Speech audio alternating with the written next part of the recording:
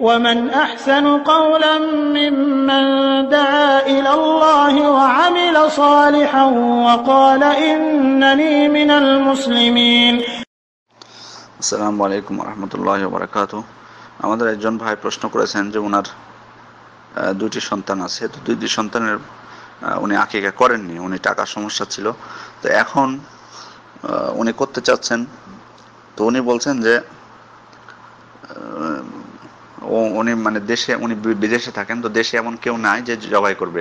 সে কারণে উনি বলছেন যে আমরা যদি কোনো মাদ্রাসায় দিয়ে দিই, টাকাটা দান করে দিই, তাহলে আকিকা হয়ে যাবে কিনা। জি না, আপনার আকিকা হবে না। আপনি যদি দান করেন, আপনি দানের নেকি পাবেন, আপনি দান করলে আপনি দানের নেকি পাবেন, কিন্তু আপনার আকিকা মানে আপনি আকিকা থেকে এটি আকিকার স্থলে এটি হবে না, এটির দ্বারা আপনার আকিকা হবে না। আপনাকে আকিকা করতে হলে আপনি ছাগল জবাই করতে হবে। যদি ছেলে সন্তান হয় তার পক্ষ থেকে 2টি, আর মেয়ে সন্তান হলে 1টি ছাগল জবাই করবেন।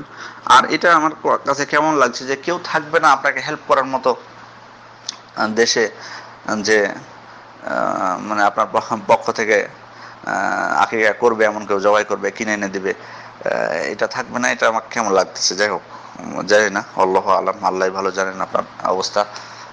আপনার কোনো মানে আত্মীয় স্বজন নেই, আপনার শ্বশুর বাড়ির কেউ নেই, আপনার কেউ নাই যে তাকে খাসিটা জবাই মানে কিনে এনে এসে জবাই করে দিবে। এটা মানে আমার কাছে অসম্ভবই মনে হচ্ছে, সত্যিকার অর্থে আমার কাছে অসম্ভবই মনে হচ্ছে। সুতরাং দেখুন আপনি কি করবেন।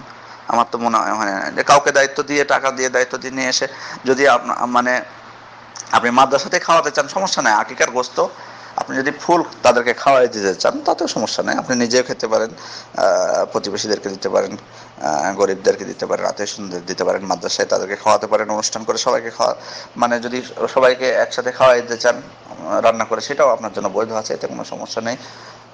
যেভাবে ইচ্ছা আপনি খাওয়াতে পারেন, কিন্তু মানে থাকবে না কেউ মানে কিনে আনার মতো, এটা কেমন মনে হচ্ছে।